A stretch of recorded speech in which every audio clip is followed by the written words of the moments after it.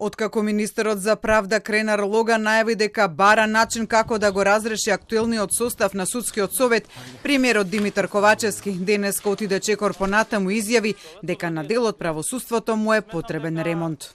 Треба да се направи ремонт на одредени и институции и процеси, па и закони во делот на правосудството, бидејќи сите анализи тоа го покажуваат, сите изјави на странски дипломати тоа го кажуваат.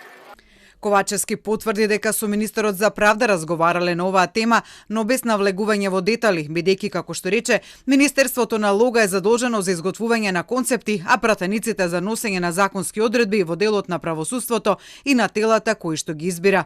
Ковачевски, ако смета дека се потребни посериозни промени во правосуството, наставе дека одговорноста мора да биде индивидуализирана, односно дека има личности кои добро си ја вршат работата, но и поединци чии перформанси не се на потребното ниво.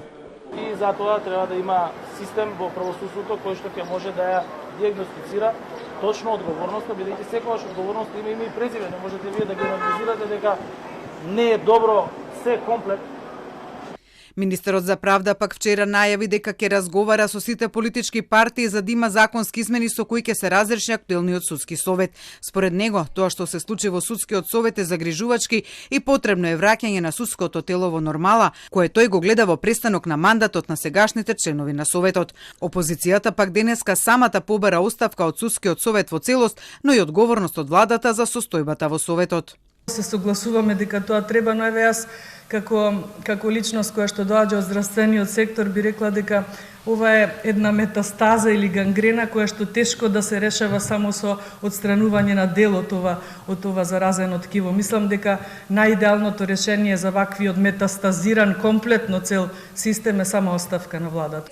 Контроверзиите во судскиот совет инаку започнаа со разрешувањето на поранешната негова председателка Весна Дамева, што по повеќе од еден месец кулминираше со оставка на 20 членови на советот од редот на судиите. Цреша на случајот судски совет пак стави холандскиот амбасадор во земјава, кој по сите случувања таму рече дека советот станало нелегитимно тело, став кој го повтори и денеска. Во меѓувреме и граѓанските организации кои следат работата на правосуството побара оставка од сите членови на ова судско тело.